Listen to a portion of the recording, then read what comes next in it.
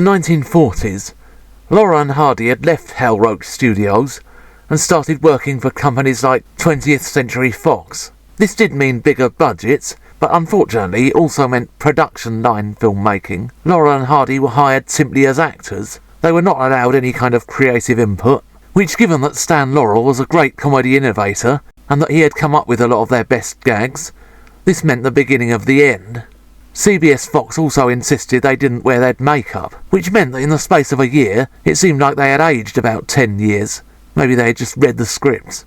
Despite its title and title sequences, A Haunting We Will Go has absolutely nothing to do with ghosts and hauntings. It wasn't the first of what are sometimes referred to as the Laura and Hardy big studio movies, but it represents the point where the rot visibly set in. Stan and Ollie start the film leaving jail, but with one of the cops vowing that they'll be back in Clink if they're found around the town.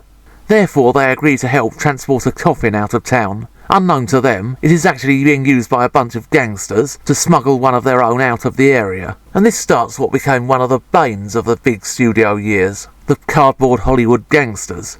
Whilst on the train, after a sequence of events, Stan and Ollie become assistants to Dante the Magician. Magic friend, that's what I am.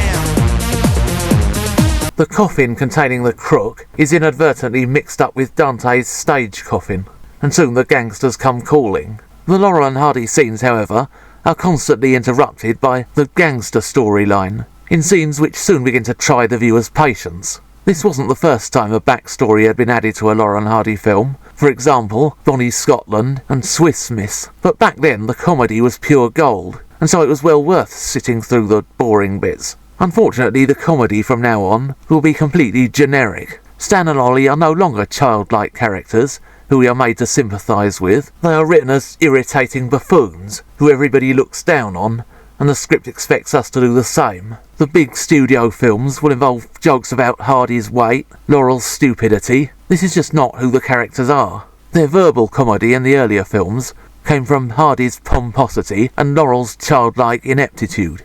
It just seems as though the writers of the big studio films are the kinds of people who have never actually watched a Laurel and Hardy film, just looked at a couple of pictures and made assumptions. During the 1930s, Stan and Ollie took things that worked well in their silent films and redid them bigger and better with the benefit of talking pictures. This made sense, as it was obvious silent films were going to become obsolete. The writers of the big studio films, however, have a habit of taking things that worked well in the past and redoing them not as well. For example, in a silent movie called Wrong Again, a gag involves a statue which is broken in 3 pieces, and then when it's put back together, its midsection is the wrong way round. The evidence is written all over his bottom.